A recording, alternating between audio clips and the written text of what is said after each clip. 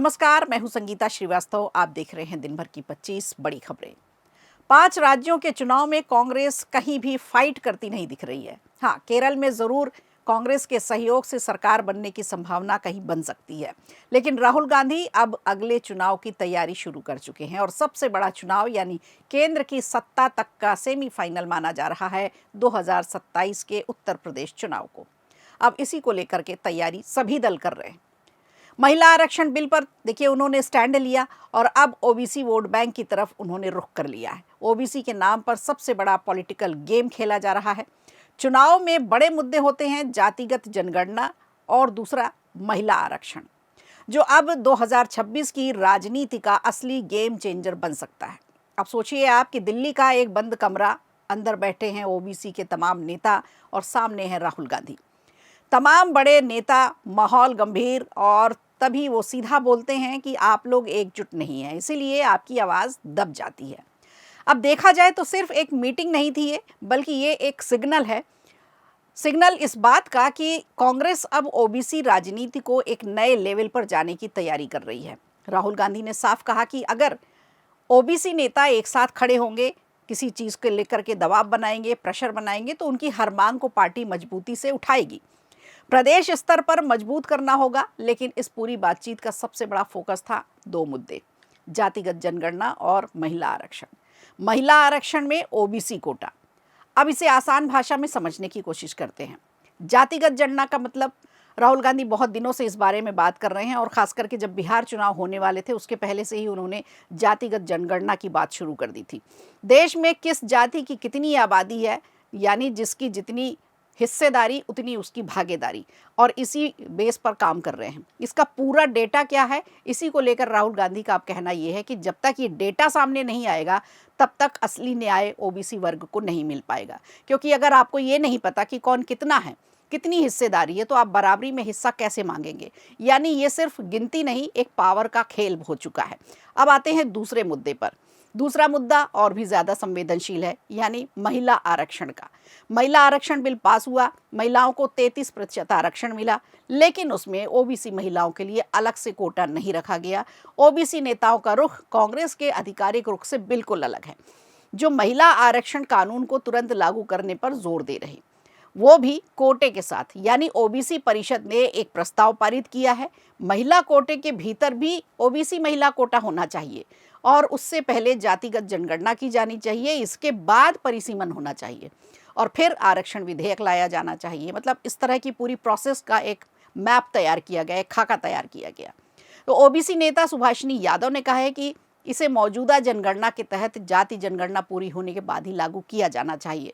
और यही कांग्रेस का सबसे बड़ा सवाल है कि अगर महिलाओं को अधिकार मिल रहा है तो क्या उसमें भी सभी वर्ग की महिलाओं को बराबर हिस्सा मिल रहा है, या फिर कुछ वर्ग फिर से पीछे छूट रहे हैं।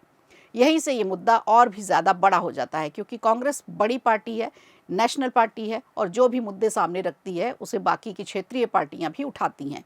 क्योंकि अब ये सिर्फ महिला अधिकार की बात नहीं रह गई, बल्कि किस जाति की महिला को कितना अधिकार मिल रहा है, ये बात आ गई है और ये अब लड़ाई बनती जा रही है।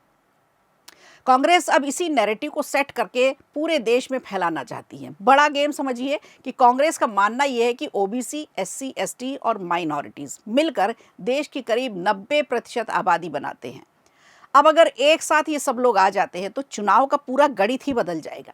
इसलिए अब प्लान ये है कि इन मुद्दों को सिर्फ दिल्ली की मीटिंग तक सीमित ना रखा जाए, बल्कि इससे गांव-गांव पहुंचाया जाए, बूथ-बूथ पहुंचाया जाए। उत्तर प्रदेश, बिहार और बंगाल जैसे राज्यों में बड़ा कैंपेन तैयार किया जाए।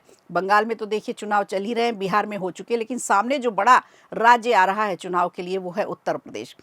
हर जगह एक ही सवाल यहाँ गूंजेगा, आपकी आबादी के हिसाब से आपको हक क्यों नहीं मिल रहा। लेकिन कहानी का दूसरा पक्ष भी है, वो उतना मजबूत है। बीजेपी इस पूरे नैरेटिव को अच्छी तरह से समझ रही है और अपनी चुनावी रणनीति बना रही है। उसका कहना यह है कि ये सिर्फ वोट बैंक की राजनीति नहीं है, असली मुद्दों से ध्यान हटाने की कोशिश है। तो अब ये सीधा मुकाबला बनता जा रहा है। एक तरफ कांग्रेस है जो कह रही है कि डेटा लाओ, हिस्सेदारी तय करो, और दूसरी तरफ बीजेपी है जो कह रही है कि ये सिर्फ राजनीति है। और इसकी पूरी कहानी में एक और ट्विस्ट भी आता है कि राहुल गांधी अपनी ही पार्टी के ओबीसी नेताओं को खुश नहीं कर पा रहे हैं। उन्होंने साफ कहा कि आप लोग तो बिखरे हुए हैं, कोऑर्डिनेट नहीं है आप लोग और बाहर की लड़ाई बीजेपी से है, तो अंदर खाने में टीम को एक मजबूत बेस देना। और सबसे बड़ा सवाल ये भी कि क्या जातिगत जनगणना सच में राजनीति का नया फॉर्मूला बन चुकी है? क्या महिला आरक्षण में ओबीसी कोटा जोड़ा जाना चाहिए? अब सबसे अहम बात क्या है कि क्या ओबीसी वोट बैंक सच में एकजुट होगा? क्योंकि अगर ये तीनों चीज़ें एक हो गई तो आने वाले चुनाव में पूरा पावर बैलेंस ही बदल जाएगा और राहुल गांधी समेत पूरा विपक्ष इसी बात को लेकर के फोकस है। आखिर बीजेपी से मुकाबला कैसे करें? ये फैसले सच में बराबरी लाने के लिए हैं या फिर ये सिर्फ चुनावी गणित को साधने के लिए है? वाकई में महिला आरक्षण बिल के साथ या फिर ओबीसी एससी एसटी के जो वोटर्स हैं, जो जानकार हैं, उनके लिए ये सब चीज़ें की जा रही हैं? तो राजनीति एक तरफ होती है और राजनीति के माध्यम से लोगों का फायदा कराना एक अलग बात होती है। और सबसे बड़ा सवाल ये है कि क्या जातिगत जनगणना और ओबीसी कोटा देश को आगे ले जाएगा या फिर एक नई बहस खड़ी करेगा? अपनी राय आप नीचे कमेंट में ज़रूर दीजिएगा और ऐसे ही शार्प पॉलिटिकल ब्रेकडाउन्स के लिए हमारे चैनल को सब्सक्राइब कीजिएगा, क्योंकि यहाँ हर खबर के पीछे की असली कहानी सामने हम लेकर आते हैं। वीडियो अच्छा लगा हो तो लाइक कीजिए, शेयर कीजिए और कमेंट बॉक्स में हमें ज़रूर बताइए।